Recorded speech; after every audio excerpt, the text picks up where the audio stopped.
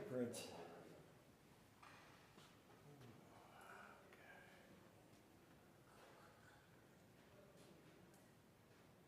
Regular? I'm sorry? Regular commercial, that's the It's going to be the red mix, yeah.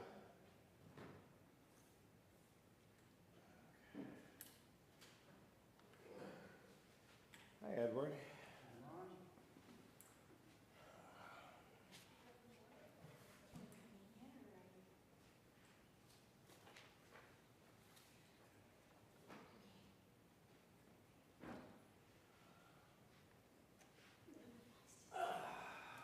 Hi. Hey, Marcia. My usual minion seat. Becomes habit after a while. Well, you won't need them, we have them on the sides, and we'll need them in about an hour.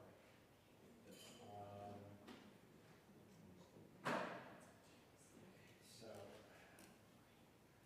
yeah. He's out. Let's see. So I can change.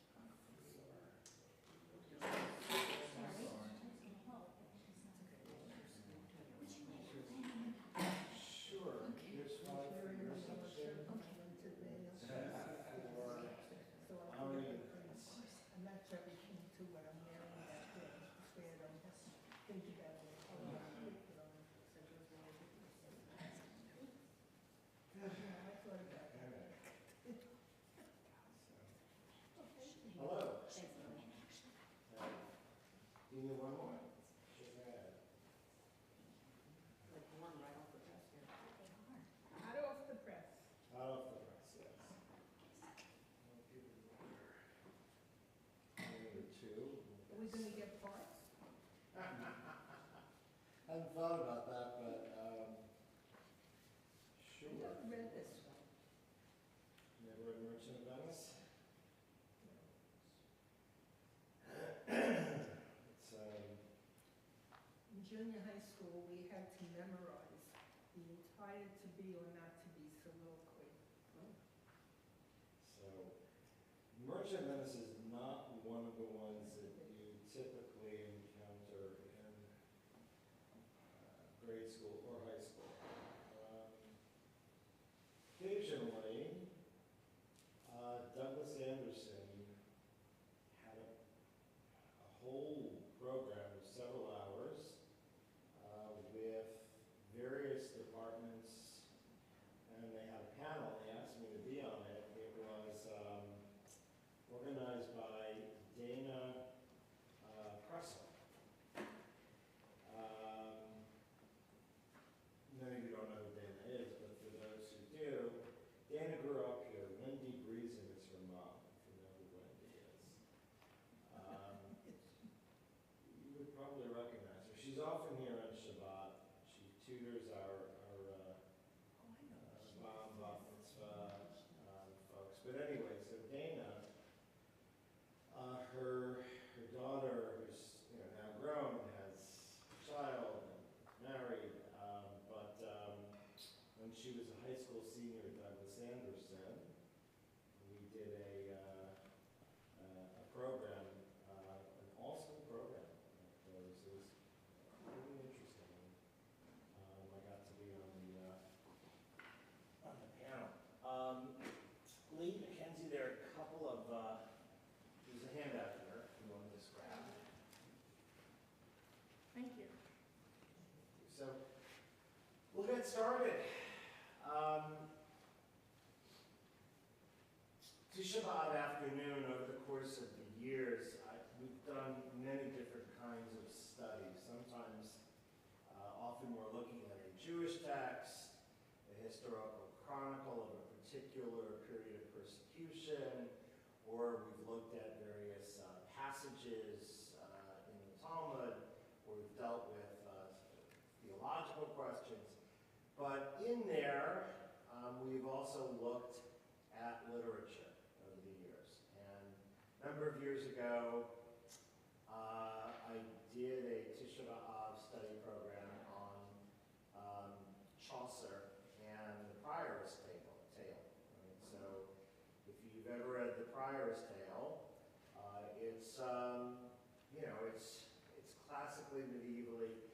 he submitted. It has the death of a little boy who's killed for ritual purposes.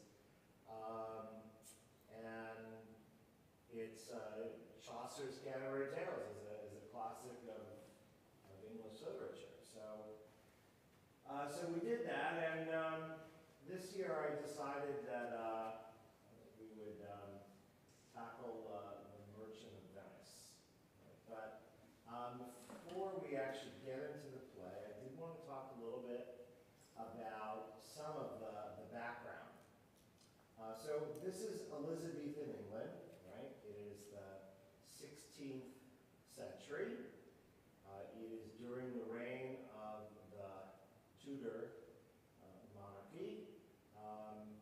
Queen Elizabeth, who is, after some intrigue, and her elder sister and her younger brother, Edward I, from different mothers, because you all know the story of Henry VIII, she comes to the throne. And it is in this period that drama in England reaches a peak, and you have some of the most famous dramatists, right? But what about Jews in England? Well, in theory, there weren't any. In theory. So Jews had been in England actually since Roman times.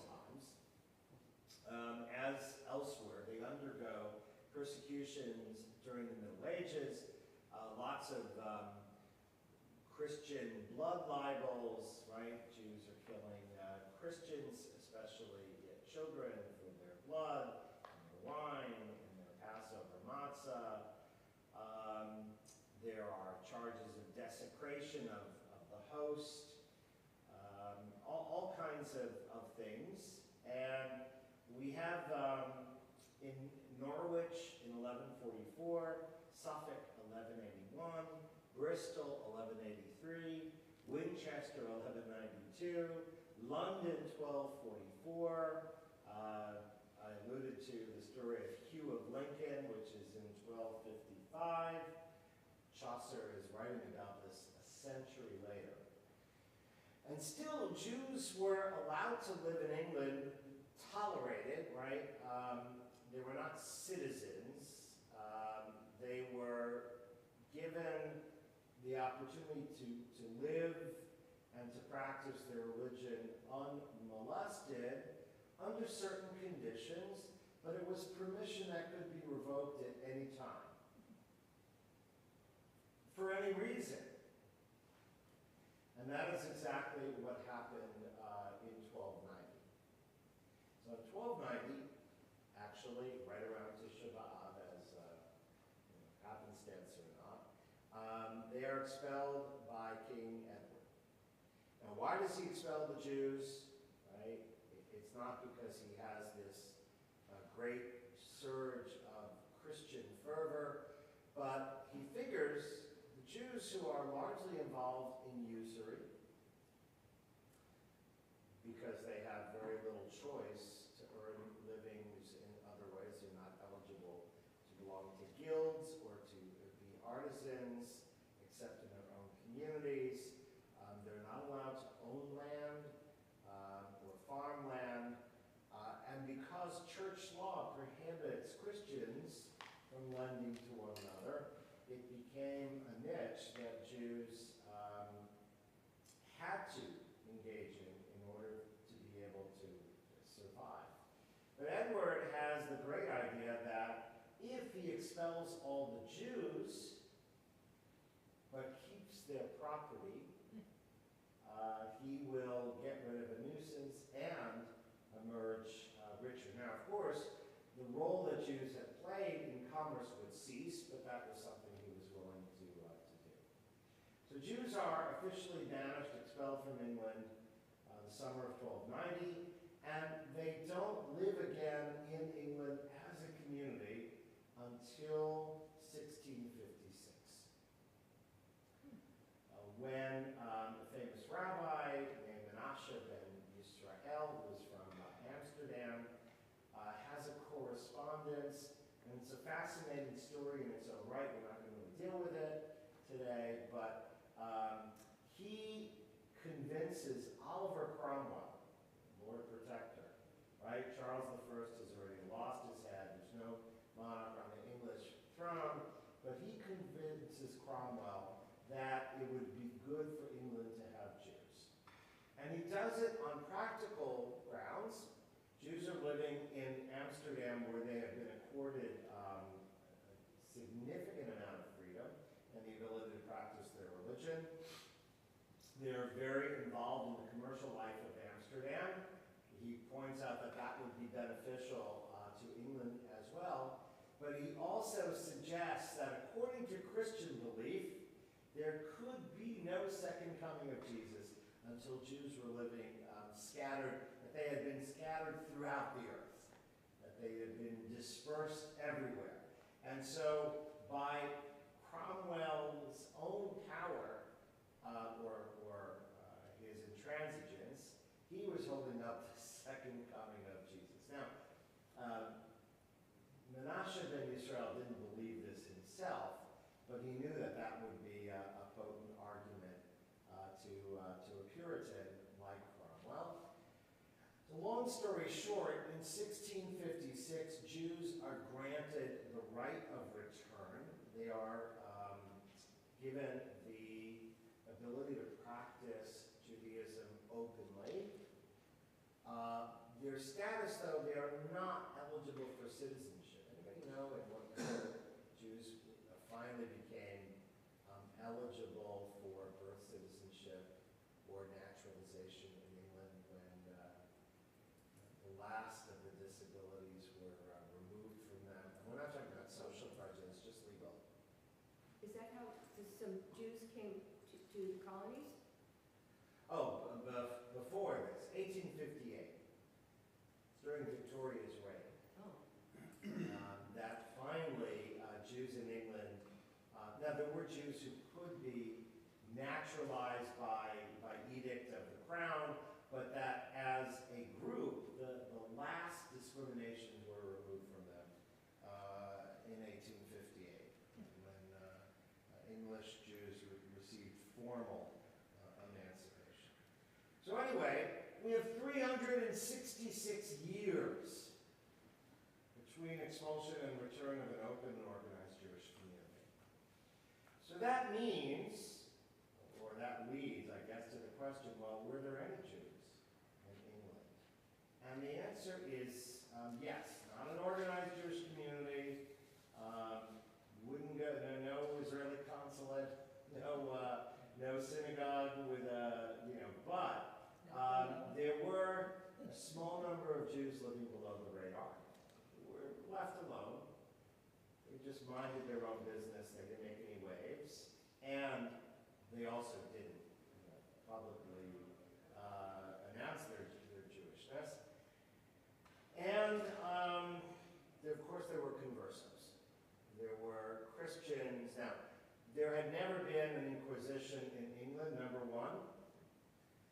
By the time the Inquisition was formed, England had already banished its Jews. And number two, at the height of the Inquisition in the 16th century, in the 15th century, but 16th century as well, England was already on its way to becoming a Protestant country and breaking with the Roman Catholic Church. But there were conversos, those who had converted to Catholicism, who might have still been practicing Jewishly below the radar, beneath the radar, that there were certainly a number of prominent Jews who, or I should say Christians who had been Jews, who had converted. So, there were a small number of Jews and a somewhat larger number of conversos, some of whom did have prominent roles, but publicly they were Christian. So what did folks in England know about Jews? If there were no synagogues to go to, and Jews who identified as such publicly. There were church depictions of Jews in Judaism. right? They had many centuries of that. There were folk tales and superstitions that flourished in the absence of Jews. But it is very doubtful that anything more than a small handful had ever met a self-identified Jew. And that includes William Shakespeare. It is highly unlikely that Shakespeare knew any Jews. He wouldn't have had the occasion to. Now, there is a famous case that does take place right around this time, at the end of the 16th century, the end of the 1500s. A fellow named Rodrigo Lopez, who was a converso. He was Queen Elizabeth's doctor. And he is accused by the Earl of Essex of trying to poison the Queen. There is no evidence of this. There is some evidence that he was involved with diplomatic intrigue, but there is no evidence that he was actually trying to poison the Queen. But he's convicted. He didn't need evidence, necessarily, or the rules of evidence in 16th century England were perhaps a little bit looser. So he was tried and found guilty and executed in Tyburn, which is where they would have all these public executions that people would come to. He was hanged, drawn, and quartered, which is the punishment for treason. And on the scaffold, one of the historians of the time, William Camden, noted that Lopez declared, quote, he loved the Queen as well as he loved Jesus Christ. Now, the crowd roared with laughter and derision. Why? Because they saw it as a thinly veiled confession, right? Because they knew he had been born a Jew and had become a converso. So, to say that he loved the Queen as well as he loved Jesus, if you are already casting aspersions on the integrity of his conversion and saying, well, he really couldn't have loved Jesus, and he certainly didn't love the Queen. But that's how he went out. Shakespeare was certainly aware of this, right? Merchant of Venice follows only a couple of years later. So this was, kind of if there had been, daily newspapers, this is the kind of thing that would have been on the front page. And he knew of this case. Okay, so I want to spend a couple of minutes talking about two other dramatists before we focus in on Shakespeare. So the first is probably a guy you haven't heard of. I had never heard of him, but I have ordered the play that he wrote because I've become really curious. His name is Robert Wilson, and he lived from 1572 to 1600, right? So he died very young. He wasn't even 30 when he died. But he wrote 16 plays. He is not of the caliber of Shakespeare, but okay. But obviously, we're talking about him, so his plays occasion some attention. One is called The Three Ladies of London. It's a comedy about usury, right? About the charging or overcharging of interest. And it was probably performed around 1581. Okay? Probably 1591. That's a mistake, because he would have been 11. Sorry, 9. So 1591. All right, so what makes the play so unusual is actually philo-Semitic. The Jewish character in the play is portrayed very positively. In the work, The Three Ladies of London, it actually plays itself out like a medieval allegory. So the three ladies have names lucre, love, right, and conscience. Right? Money, love, and conscience. But they're actual characters.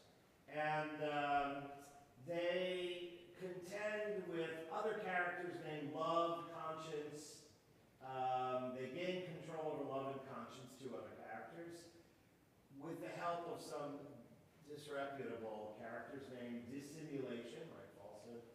fraud, simony, and usury. But the Jewish moneylender in the play, his character's named Gerontius, he is an honest businessman, he is generous, he is good-natured, and he's a moral person who is diametrically opposed to the evil character of the play, who is a Christian Italian merchant named Mercatorus. Mercatorus is the evil one. He is the villain. It is Mercatorus who borrows money from the Jewish moneylender but refuses to repay. Right? So he becomes the villain. And the Jewish moneylender is shocked by Mercatorus' assertion that he would convert to Islam to avoid having to repay.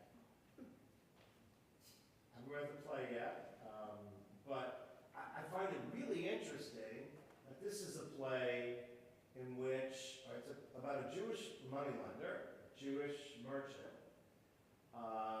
like Shylock in Shakespeare's Merchant of Venice, and like our next character, but he is the one that is portrayed positively. An outlier, I don't know. Maybe that was a novelty, or maybe he wanted people to think. Who knows? We don't have essays that he wrote explaining his decision about the play. Second playwright is Christopher Marlowe, which I think more of us may know. His most famous play is Dr. Faustus, right?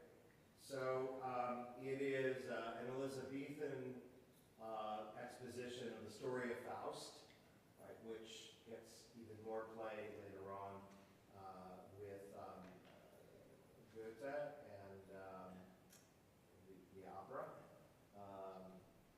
The opera was, I think, was it Meyerbeer?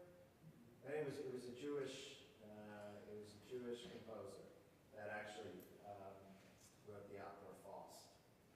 So I think it's Meyerbeer. But anyway, if I'm wrong, I'd be happy to be corrected. But Marlowe's play, The Jew of Malta, it's hard to. I'll give you the argument of why people think that maybe it wasn't just pure anti-Semitism, but the character, the Jewish main character, is a pretty horrific guy. His name is Barabbas. Sounds familiar? That's the guy that the crowd at Jesus' execution, right? They chose Barabbas, right? Who's some kind of brigand. He got chosen to be saved over Jesus. So this is the namesake of the Jewish character. And the plot of The Jew of Malta, right, which is 1589. Marlowe also died young. He was 29 when he died. And here's the plot. So Barabbas is a prominent Jewish moneylender. He is living on the island of Malta, right, which belonged to the Knights, the town of Knights. So it is a Christian country, governed by a Christian governor. He is stripped of all he has. Why? For protesting against the governor of Malta's seizure of his wealth. Why does the governor seize his wealth? To pay off the Turks, the Ottoman Empire. The Ottomans were constantly warring against Malta, and at various times, in order to stave off an invasion, the governor had to give ransoms, had to pay money, protection money. It's not so different from the mafia. Had to pay the protection money to the Ottomans. Barabbas didn't like this, so not only did they take most of his money, they took all of it and stripped him of his home. They turned into a nunnery. So he develops a very murderous streak, right? The idea is you don't want to get in between the Jew and his money. And with the help of his scheming slave, also a character of, who is on the same moral level, Ithamore, tricks the governor's son and the governor's son friend in fighting over the affections of his daughter Abigail. Right? He has a daughter. Right? She is the apple of his eye, maybe. They both die in a duel, which takes care of the problem because he doesn't want Abigail married to a Gentile. But Abigail, who is horrified by what he has done and has been loyal to her dad up to now, runs away to become a nun. All right? So in retribution, what does Barabbas do? He poisons her, along with everyone in the nunnery. All right? And he promises Ithamore, his slave, that he'll make him his heir if he carries out this plot. He also strangles an old friar who tries to make him repent for his sins, and he frames another friar for the crime that he did, and by killing the first. When Ithamore falls in love with a prostitute who conspires with her criminal friend to blackmail and expose Barabbas, right? Barabbas poisons all three of them. Right? When he is caught, he drinks a potion that makes him appear that he's dead. He's not. He's just been, knocked out. But he drinks a potion. It makes him look like he's dead. And then he plots, once his accusers leave, he then runs to the Turks to plot with them against the authorities of Malta. So the Turks nominate Barabbas to become the new governor of Malta. But then he switches sides back to the Christians. And he devises a trap for the Turkish soldiers and slaves who will be coming to conquer the island. And he hopes to boil them alive in there's a hidden cauldron, and there's a trap door. But the former governor, the Christian governor, double crosses him, and Barabbas falls through the trap door. And what happens? He dies, he's boiled alive, and curses everyone with his dying breath. Nice guy. Okay? Now it's important to understand that Barabbas doesn't just happen to be a Jew. Right? The Jewish aspect of the character is an integral element of the play.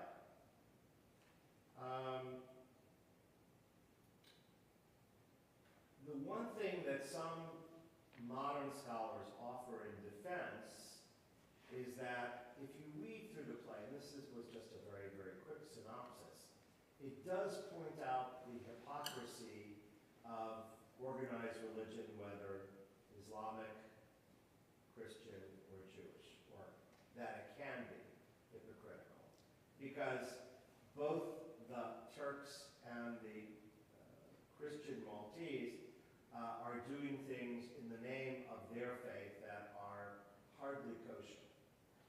So Barabbas may be the worst example of this, but he also, his character points out the folly and the foible of the other characters who are adherents of Judaism's fellow monotheistic religions. There is some debate about whether he was himself an atheist or not. I don't know, and I'm certainly not a scholar of Christopher Marlowe. But I think I can say that even if he does point out the opportunities for hypocrisy that any organized religion and its practitioners and its authoritarian figures can have, there is a, a special wickedness here that attaches to Barabbas. And the stereotypes of Jews and the love of money, he mourns the loss of his gold far more than he mourns the loss of his daughter.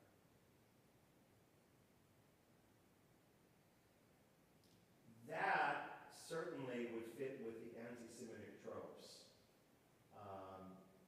Also, Jews poisoning people. This was a mainstay of medieval anti-Semitism.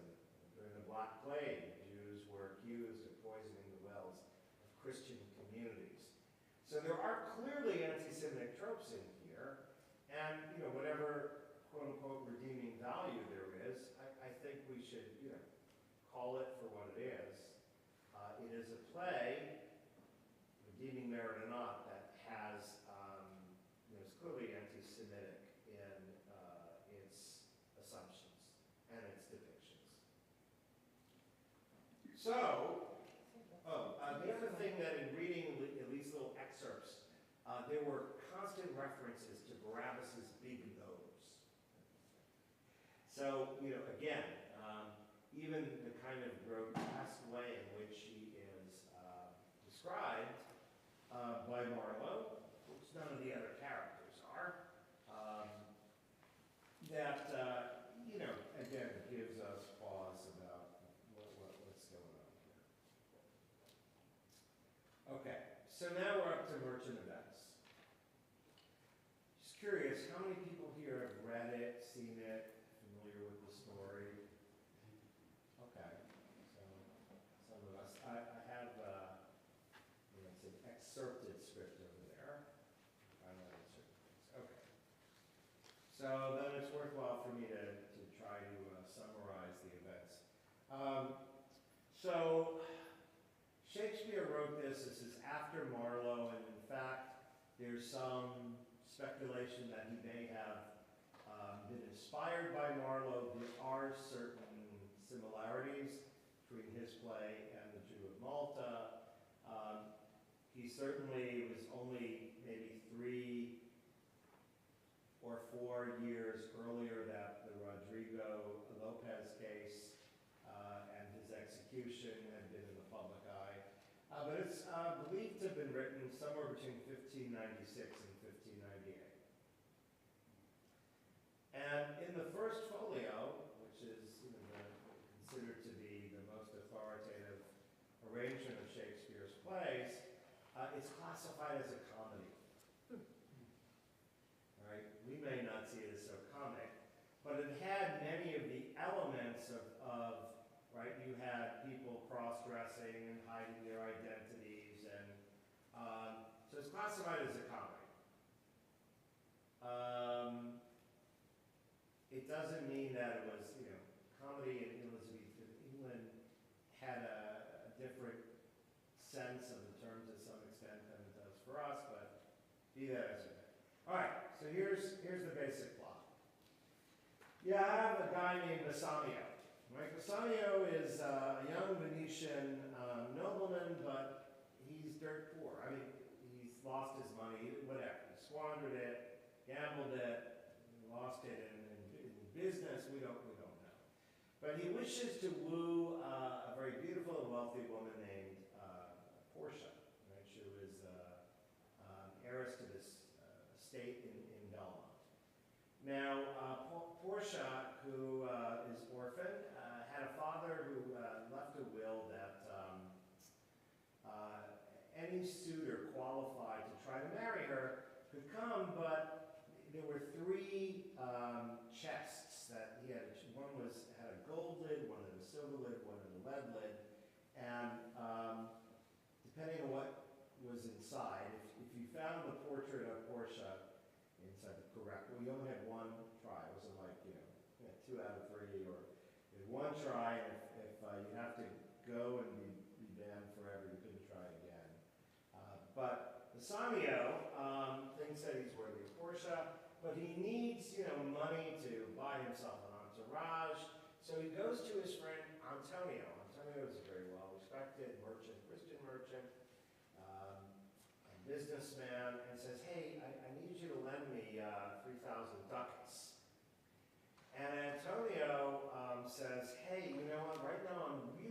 overextended. I got a lot of ships at sea. I got a lot of pots boiling, so I just don't have, I'm very cash poor right now. However, I can give you a bond because I have really great credit. And so, I'm expecting all of my ships to come back any day now. And there'll be, lots and lots of wealth and riches and cargo to sell. And so, here's my bond, and see if you can raise the money that way. All right, so he approaches, as many other nobles would have done who needed quick money. He approaches a Jewish moneylender in Venice named Shylock. And he tells Antonio, rather tells Shylock that Antonio will be the guarantor. Now, we learn that Antonio has already antagonized Shylock. How? Well, Antonio is, he is a rather pious Christian, and so he has cursed Shylock, he has spit on him. When we look at the play, we'll see that, he lends money to, at no interest, to Christian friends. It's very bad for business. So Shylock can't stand him already. So Shylock is not, not particularly well disposed toward Antonio, but ultimately he's willing to give Bassanio the loan, and then he seems to make this generous offer that he won't even charge interest. There's no interest on the loan. But he does ask one thing, that if Antonio defaults on payment, because Antonio now is the guarantor, Shylock gets a pound of flesh. He can take it from wherever he wants. So Antonio thinks this is, just ridiculous, and, first of all, I'm going to have all my ships come in, and, all will be well, and second of all, I think the Jew is really just trying to make a point here. But indeed, at one point, he actually seems to think that this is a kindness. So the money is given. Bassanio goes, he woos Portia, he picks the right chest, the lead chest, right? The one that was the most plain. So there is, all that glitters is not gold. That is a line from the play. And indeed marries. And at this point in time, we learn about Shylock's daughter, right? Barabbas has a daughter, Jew of Malta. Shylock has a daughter, Jessica. Jessica, who is very disenchanted with her father. She falls in love with a handsome Lorenzo. He is of good birth, but penniless as well. And she resolves to elope with him, take as much of her father's money as she can, and she'll convert to Christianity. Now, in the interim, Antonio's ships are reported to be lost at sea, right? And the time for the bond has come due. But he can't repay. Bassanio, who's horrified by this, right, begs Portia to help. She gives him 6,000 ducats to bring, and that, surely Shylock can't refuse. He's making twice what he would have, not just his principal is he getting back, right, but he's getting double the interest. How could he refuse that? Well, the answer is, at this point, Shylock is enraged, especially because of the departure, the betrayal of his daughter, Jessica, who takes his money and leaves. And so a lot of the bond coming due, Antonio's ships being wrecked, and the betrayal of his daughter all come at the same moment, the perfect storm, and he resolves that he just wants justice, right? Which for him is a pound of Antonio's flesh. Now, in the meantime, Portia consults with a cousin of hers who is a very wise old lawyer, and she dresses up. She and her maid dress up as a young doctor of law. So she's dressed up as a man. Nobody recognizes her. And she comes to the court where Shylock is going to sue for the bond to be carried out. Right? And if you wonder why Venice would even be willing, what the plausibility here, right? Would a court in Venice even be willing to entertain this? Well, Venice, as a capital of commerce, had to enforce bonds that were legally entered into. The repercussions of saying we're not going to enforce this bond, we're not going to enforce the law, you can't collect this because the Duke has said he doesn't want to do it, and there is no legal basis for it, could have harmed Venice greatly. No one is happy about this, but legally it is looking as if Shylock will be able to collect on that pound of flesh. But then Balthazar, Portia in disguise, shows up and she turns things around.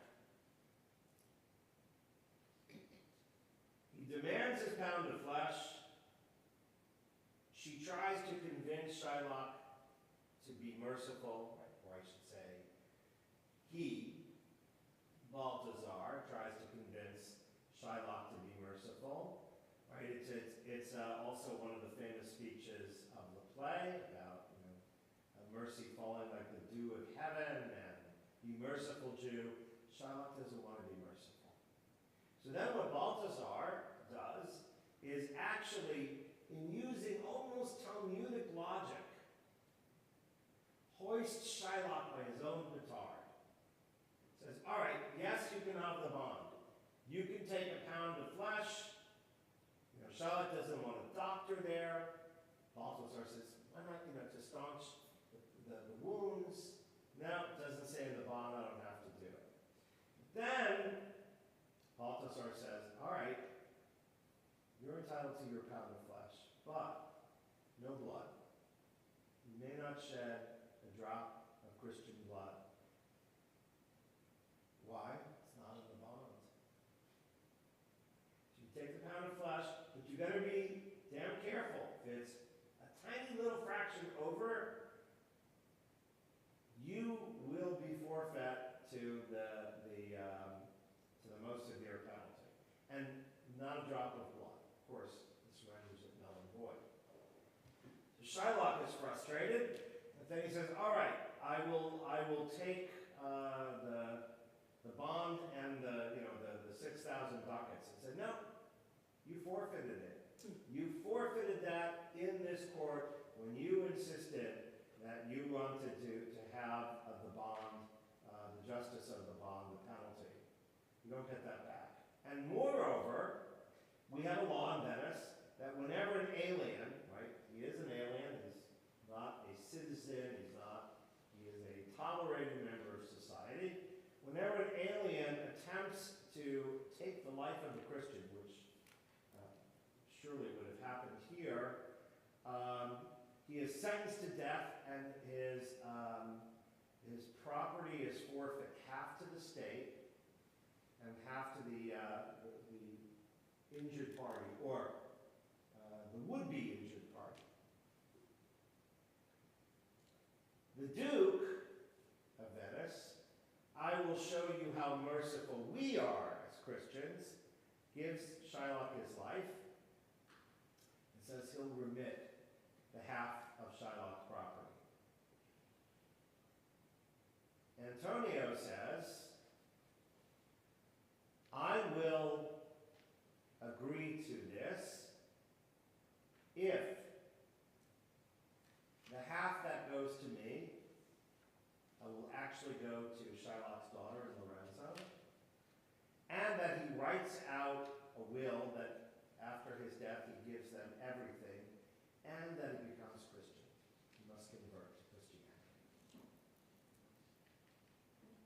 And if Shylock doesn't want to do this, the alternative is right.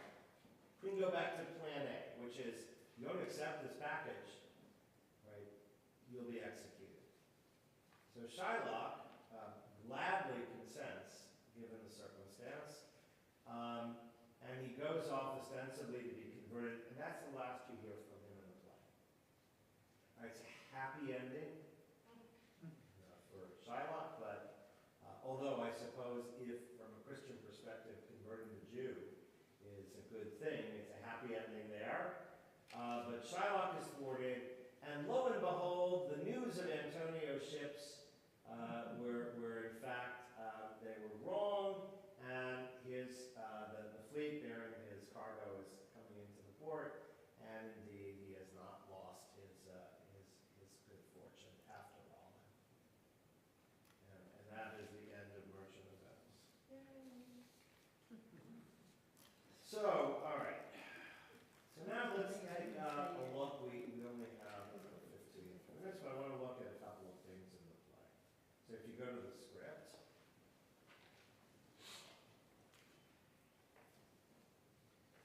Okay. This is from Act 1, Scene 3. Bassanio invites Shylock to dine with them. Right, with Bassanio and Antonio, and Shylock says, if it please you to dine with us. Yes, to smell pork. I've highlighted this is near line 35. Yes, to smell pork, to eat of the habitation which your prophet the Nazarite conjured the devil into. I will buy with you, sell with you, talk with you, walk with you, and so following. But I will not eat with you, drink with you, nor pray with you. So, on the one hand, it is true that Jews did not socialize with Christians, and that there were Jewish laws actually in place to prevent too much social intercourse for the fear of, well, as happens with both Abigail, and Jude, Malta, and Jessica in Merchant of Venice, that socialization might lead to marriage. But on the other hand, it is also hardly plausible that Christian nobles would invite a Jewish moneylender to dine with them. It's very interesting how Shakespeare is thinking. Now Shylock, if you go down toward the bottom, just a little past line 40, this is what, it's an aside, he's thinking to himself. This is what he thinks of Antonio. How like a fawning publican he looks. I hate him, for he is a Christian. But more, all right, not so, but you really want to know why I hate him? But more for that, in low simplicity, he lends out money gratis and brings the rate of usance here with us in Venice. So, yeah, he's a Christian, spits on me, etc., but wonder why I really hate him? Because he'll lend money and charge nothing. So he brings down, what I can get in usury. If I can catch him once upon the hip, which is if I can get him, in my grip, I will feed fat the ancient grudge I bear him. He hates our sacred nation and he rails. Even there where merchants must do congregate, on me, my bargains, and my well-worn thrift, which he calls interest. Cursed be my tribe if I forgive him. You see how what Shylock is thinking here. Go a little bit further down, we'll skip this, but it's an interesting, Shylock uses a story from the book of Genesis of how Jacob is able to parlay these spotted and speckled goats in his father-in-law's herd, to multiply them to his own advantage, and how that should be a reason that you can charge interest that is biblically sanctioned. Whereupon Antonio will say, mark you this, Bassanio, the devil can cite scripture for his purpose. Right? You've heard that line, but it's right here from Merchant of Venice. So it turns out, yes, he'll make the loan. And he points out the ways in which Antonio has heaped abuse on him. So on page 3.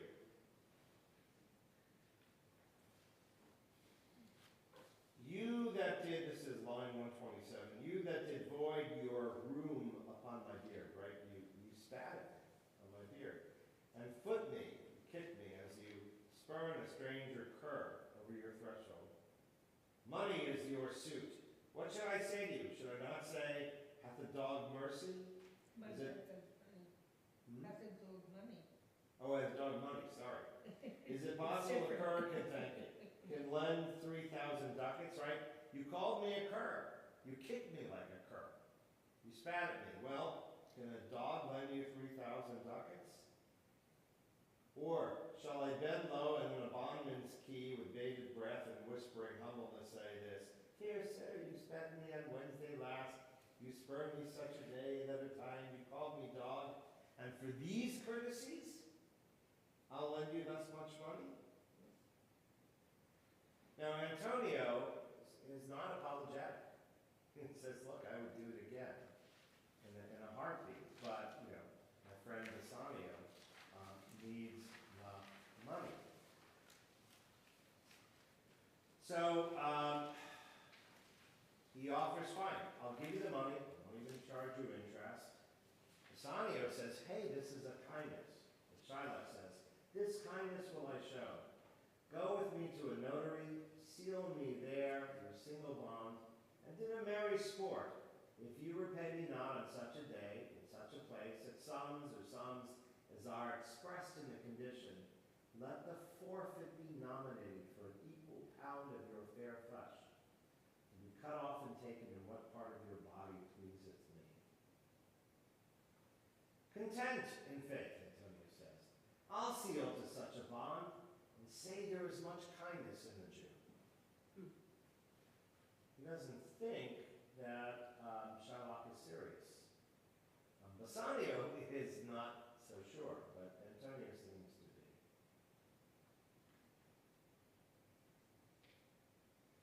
So,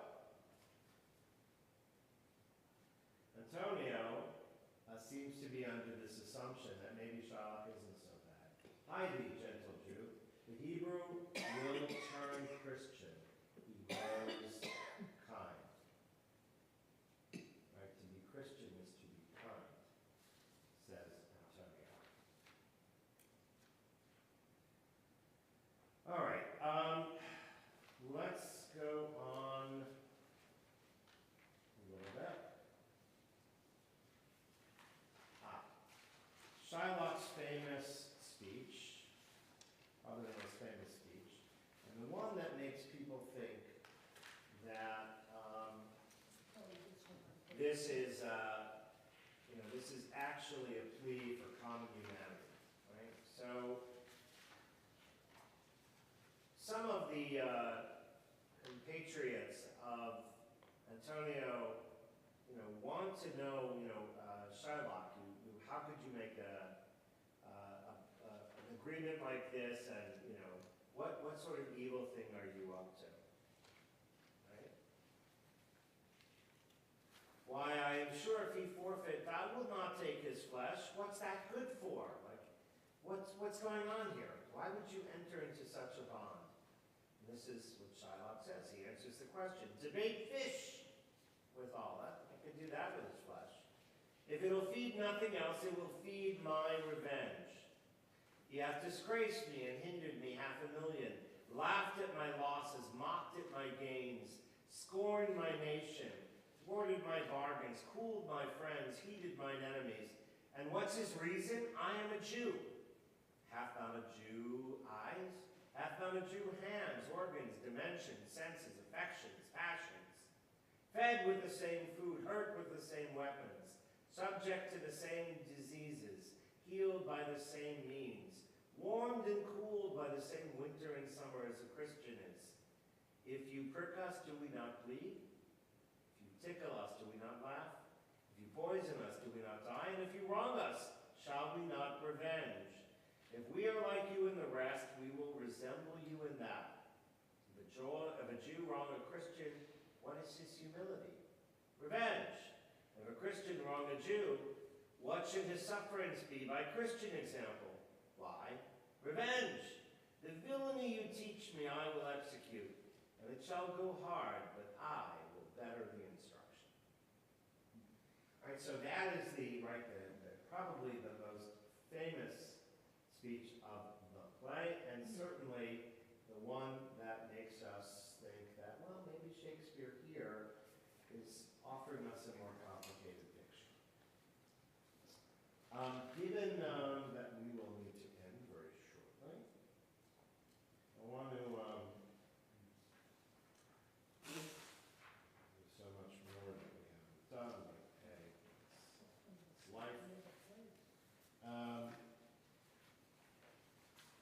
want to just spend a couple of moments, talking about the pros and cons, and whether or not the Merchant of Venice is anti-Semitic.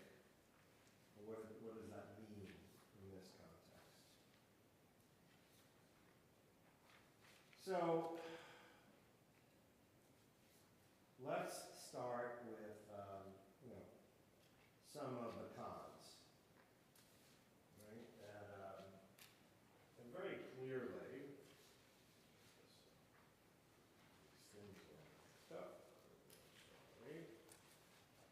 and very clearly, I think, point to the anti-Semitism of the play.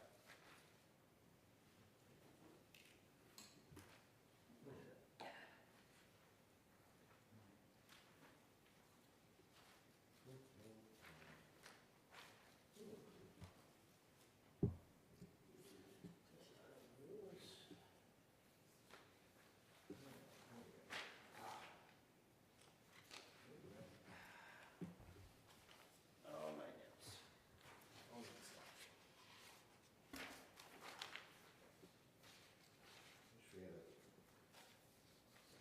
used this pen, but that's okay. All right. Shylock's speech.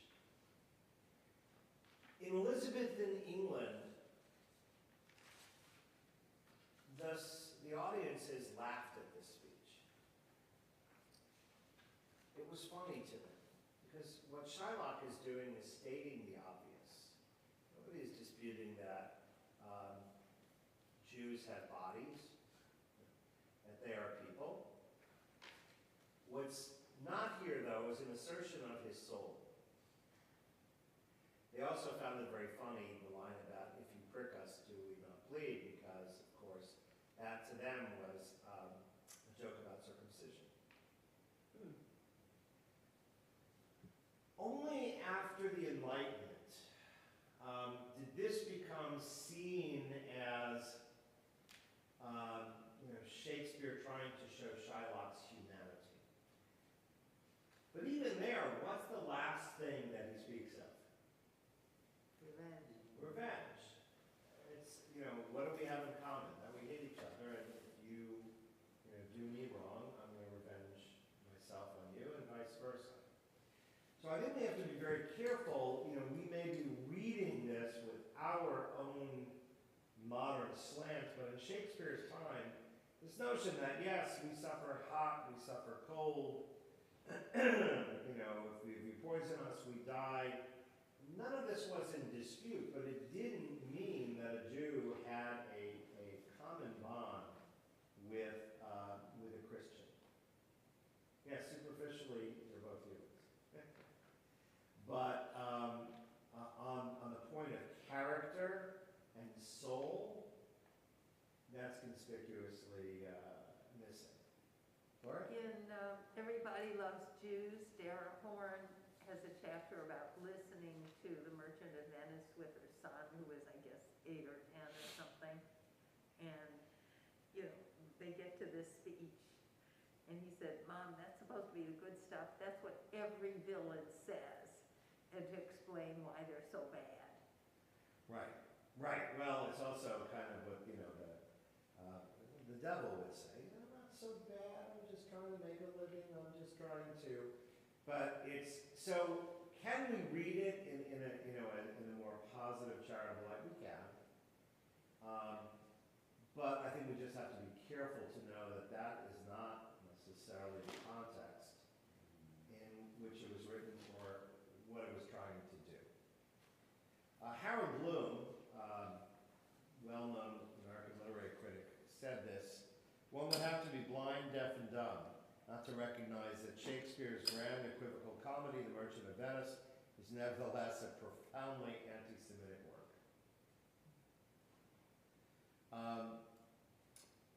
The play does, in a different way than Marlowe, take on the role of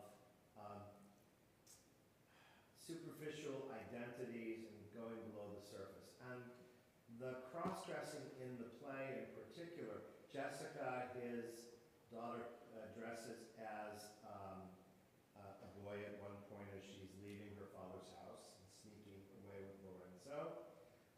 Portia and her maid dress as clerics, as doctors of law, when they go into court to make this argument.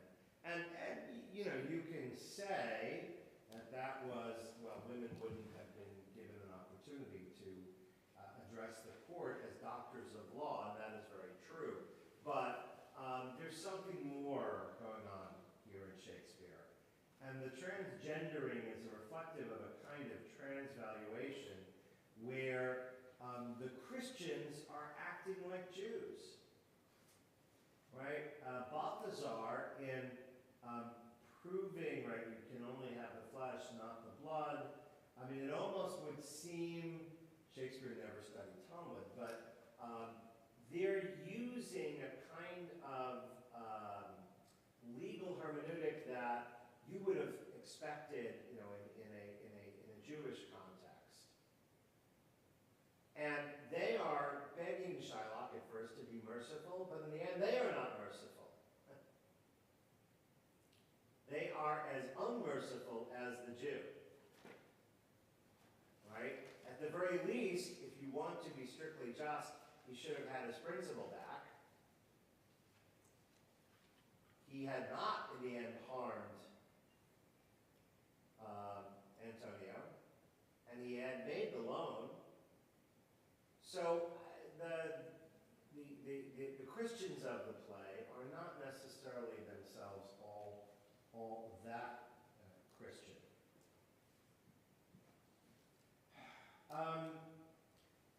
The cutting of the pound of flesh has a lot of baggage attached to it. Of course, it reminds us of ritual murder. It might even remind us of Brit Milah. And this is also Michael Radford, who directed a 2004 movie. Al Pacino plays Shylock, and Jeremy Irons plays Antonio. So it's a really good play.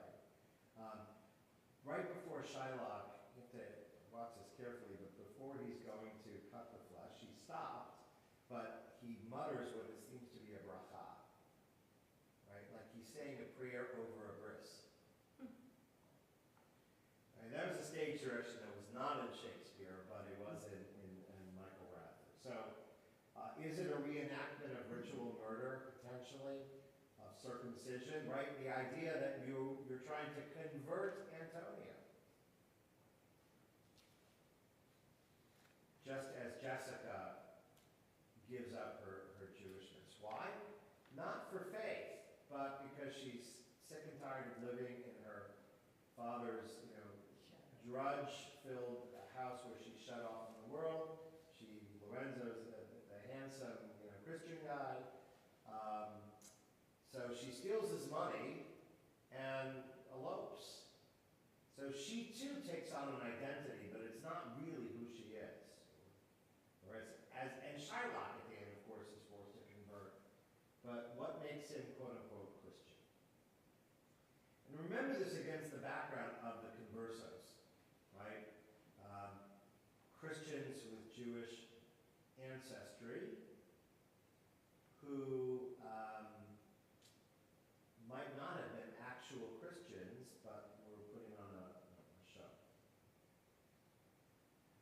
So, I think that it's hard to argue that The Merchant of Venice is not anti-Semitic, right? It begs the question of, can great art be bigoted?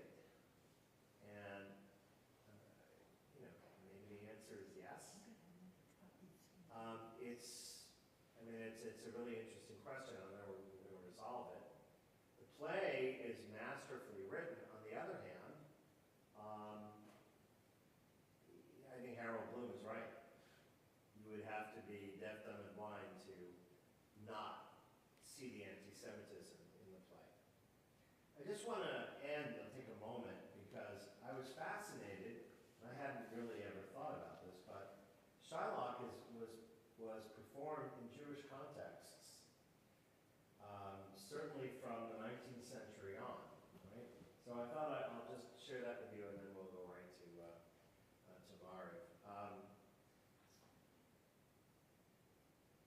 In the Yiddish theater, late 19th, early 20th century, Shylock is actually portrayed as a quiet man. He's faithful to his wife's memory.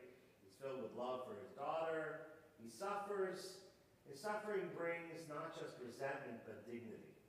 Jacob Adler, very famous Yiddish stage actor in the early 20th century, is in the first Yiddish production. So Shylock is a patriarch. He has a lot of grandeur. The pound of flesh was not an expression of revenge, but an instance of justice. What's interesting, though, Adler, who played Shylock on the Yiddish stage, after a limited run, he refused to play Shylock in the English version on Broadway, because in Philadelphia and Baltimore, when he was playing Shylock in the Jewish version, his gestures, his oys, they received mocking reviews. He was made fun of for his stereotypical Jewish mannerisms, his Yiddish accent, and that was it. He refused to play Shylock, though he was offered the part in a Broadway production. So very interesting, the irony there. After the Shoah, there's a Yiddish production with Maurice Schwartz in the late 1940s, where it's tinkered with. So Balthazar, Portia in disguise, her sophistries are answered by a bright Talmudic student who shows her that she's not right. And then, when Shylock goes to take his pound of flesh, he raises the knife, but he drops it and calls out, "Ich ken nit, ich bin a Yid." I can't do it. I'm a Jew. Reminiscent maybe a little of Abraham, right, being stopped. But he can't, as a Jew, he can't kill. Of course, in 1948, with the memory of the Shoah, the rest of Europe didn't have that problem when it came to the murder of 6 million. So a very poignant commentary on the Holocaust, certainly not part of Shakespeare's play, but once the play is out there, you can interpret it any way you want. And finally, in Israel, because yes, The Merchant of Venice has been performed in Israel. Back in the 30s, there were members of the Irgun, right, to right militant group, who applauded Shylock's thirst for vengeance. Right? They didn't see Shylock as a negative character; they saw him as a very positive character. There were many Zionists who condemned the idea of actually putting on The Merchant of Venice in Israel. Why host an anti-Semitic play? So that when Habima, the National Theater Company in 1936, put on a version of The Merchant of Venice, immediately following the play, they held a mock trial of Shakespeare, in which he was charged with for having written an anti-Semitic play. I don't know whether he was found guilty or not.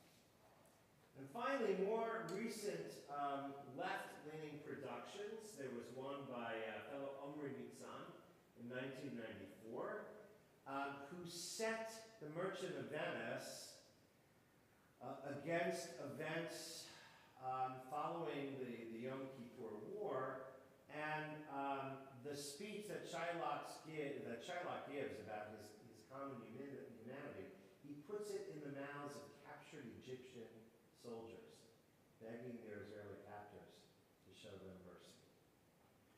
A very interesting twist on.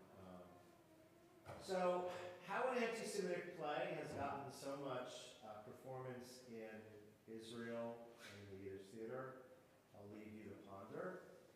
Especially since that same play, with other alterations, was a favorite among the Nazis. In the early 40s, there were 70 productions of Merchant of Venice. The detail they changed is that Jessica, marrying Lorenzo, a Jew, so they rewrote that she was either, depending on the version, a foster child that was found and raised by Shylock and his wife Leah, or Leah had an affair with a Christian. And this was their love child. But the classification, according to the Nuremberg laws, of a Jewish woman and a Gentile man was actually better than the other way around, and that allowed them to take it off the banned list, which it had been.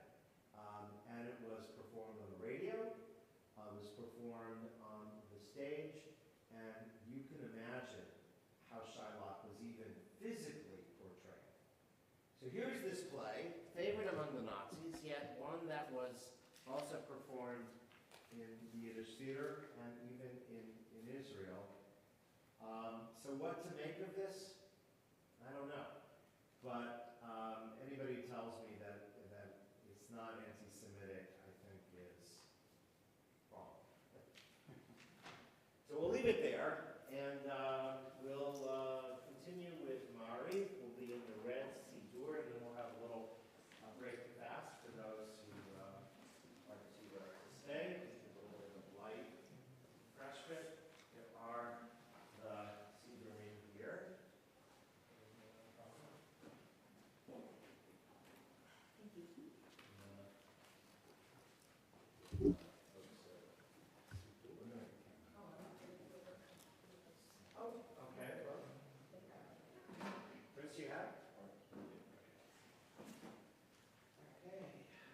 Page 137, please rise.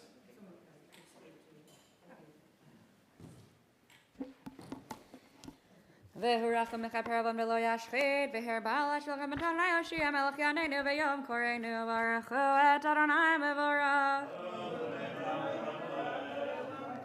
ברוך אדוני מבורך לעולם ועד.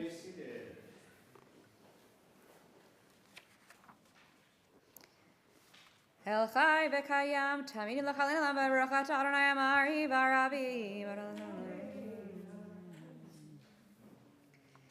ואברך, אל תסיר מלם ברכת אדוני אוהב עמו ישראל. שמע ישראל, אדוני אלוהינו, אדוני אחד.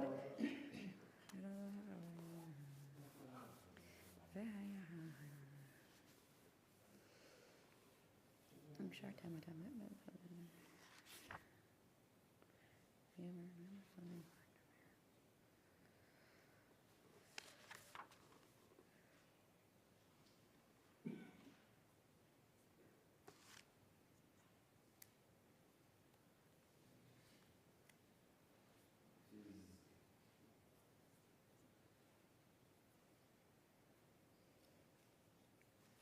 Adonai Elohechem Amen.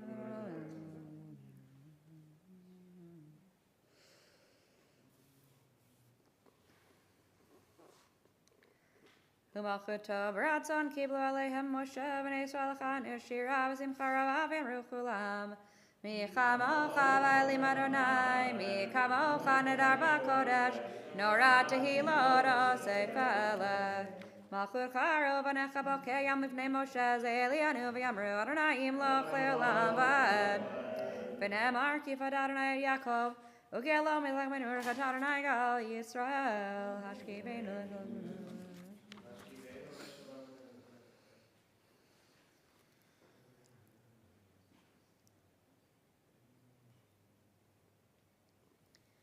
Ushmor tzeitenu v'yin elachem el shalom etavet elam brachat Adonai shomer amo Yisrael ad. Baruch Adonai amen.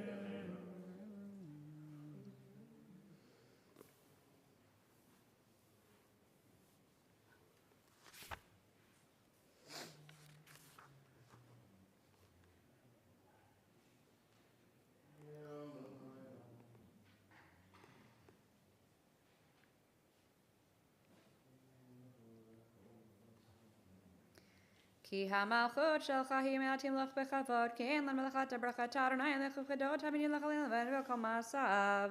Yikadav yikadash shemei rabba. Ve'alma divrach yirtei v'amechachotei b'chayechon v'mechonu chedu Yisrael bagal azman karivim ru amen. Yehei shmei rabba barach le'mayai barach v'yishtabach. Yitparid haminasei v'yishdar v'yitalev v'yitalal shmei dekudsha b'rechu. Le'elam mechaberchata v'shirata v'tekata v'nechamata. Tamam Rama Vimru, amen. Rise, the Amidah begins on page 142A or B.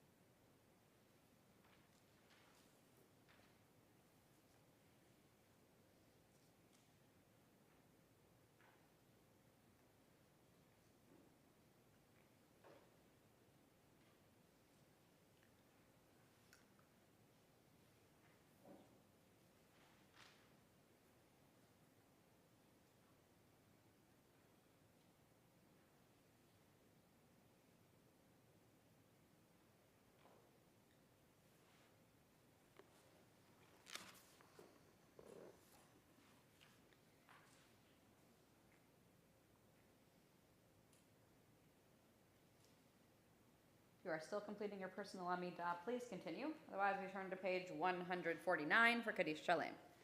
Yikadav yikadash shemei rabba amen be'alma divrach lirtei v'yamnechachotei v'chayechon v'yamechon v'chaydu Yisrael b'agalav zman karivim ru amen Yehei shmei rabba mevarach le'alam ele'al me'amaya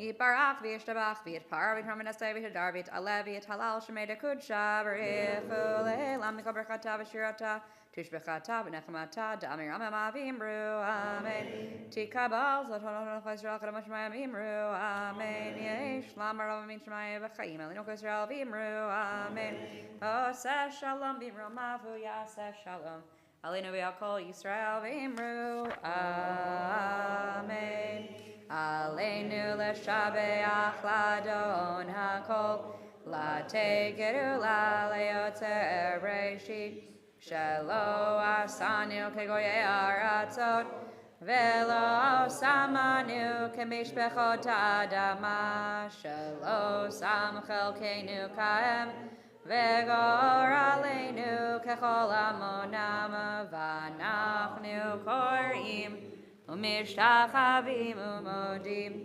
לפני מלך מלכי המלכים, הקדוש ברוך הוא, שהוא נוטה שמיים ויוסד הארץ, ומושב יקרו בשמיים ממעל, ושכינתו זו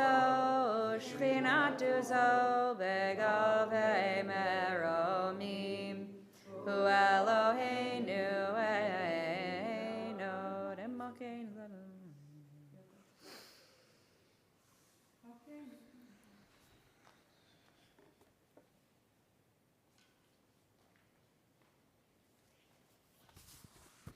כי המלכות שלך היא מהתמלוך בכבוד ככתוב בתורתך, אדוני ימלוך לעולם ועד ונאמר.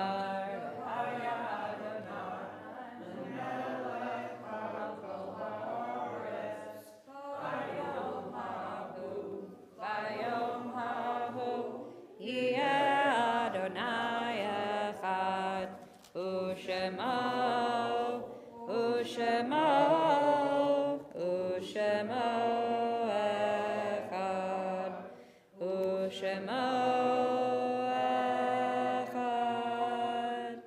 Fondness and affection to recall those members of our community, our congregational family whose yard sites begin at sundown this evening, the 10th of Menachem Av. Remember Aaron Ben, Becky Rothman, David Markson, Faye Yost, Florence Kramer Nitel, Pauline Krass, Richard David Rothberg, Sadie Bodziner, and Sue Schneider. And as a community this week, we continue to offer our condolences to Dr. Neil Roth, to your whole family on the passing of your beloved wife, Nina. We say, Hamakom Yenachem Etchem B'toch Sha'ar B'Letzion B'Yerushalayim. May God comfort you together with the other mourners of Zion in Jerusalem. Amen.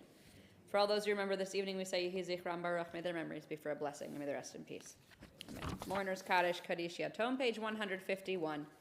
Yit Gadal ve'yit Kadash Shemei Rabbah. Amen. Be'alma divrach irute ve'yamlich malchute v'chayechon ve'yomechon v'chaye dechol Beit Yisrael va'agala uvizman kari ve'imru. Amen. Yehei Shmei Rabbah mivarach le'elam elomei maya. Yit varach ve'yishtabach ve'yit pa'ar ve'yit tromam ve'yit naseh. V'yit hadar, v'yit aleh, v'yit halal, shemei de kudsha, brichu, leila min kol birchata, v'shirata, tushbechata, v'nechemata, da'amiran be'alma, v'imru, amen. Yehei shlama rabba min shemaya, v'chaim aleinu v'al kol Yisrael, v'imru, amen. Oseh shalom b'mromav, hu ya'aseh shalom, aleinu v'al kol Yisrael, v'imru, amen. I believe there's break fast in the lobby for anyone who'd like to join us, and thank you again for being with us this evening. As a reminder, every weekday we have 7:10 in the morning and 6:30 in the afternoons, moving forward for the next while. And otherwise, we hope you all had an easy and meaningful fast today, and we look forward to seeing you again soon.